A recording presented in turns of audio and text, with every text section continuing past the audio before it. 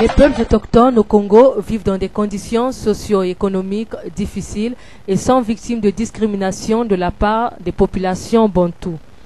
Dans le département de la Lekumu au Congo, il y a une forte concentration des autochtones.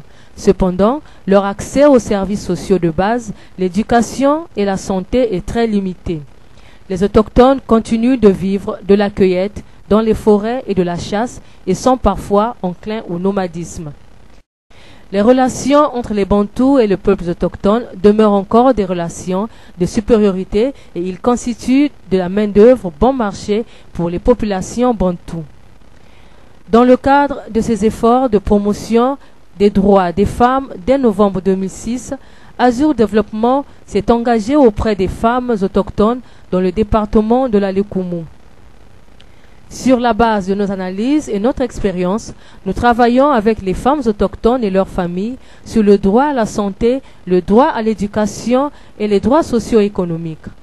Nous avons également mené des actions en faveur du renforcement des capacités des acteurs de la société civile.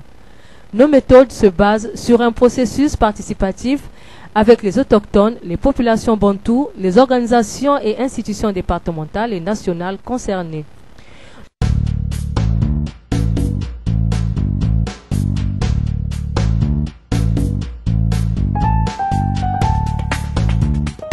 Nous travaillons avec les femmes autochtones et bantoues infectées et affectées par le VIH-Sida pour davantage d'accès au traitement, aux soins et à une prise en charge psychosociale. Quelques exemples de nos activités incluent des soins à domicile pour les femmes autochtones infectées par le VIH-Sida, l'accès au traitement pour les autochtones vivant avec le VIH-Sida, la sensibilisation sur la santé de la reproduction auprès des jeunes filles autochtones.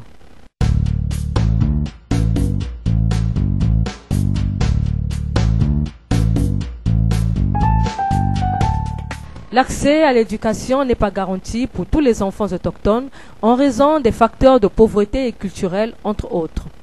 Nous travaillons à maintenir les enfants autochtones, en particulier les filles, à l'école et à fournir des cours d'alphabétisation aux filles et garçons autochtones qui n'ont pas été scolarisés ou dont le niveau scolaire a besoin d'être relevé.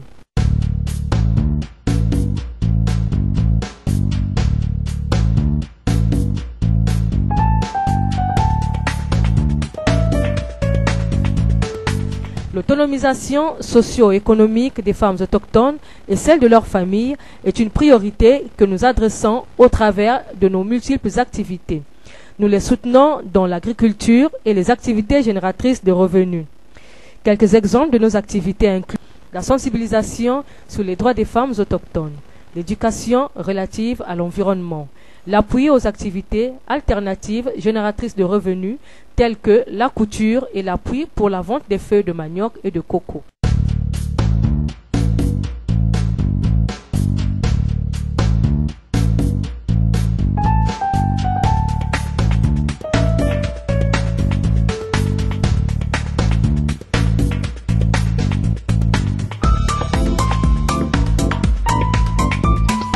Azur Développement remercie les femmes autochtones et ses partenaires qui l'appuient dans ses activités.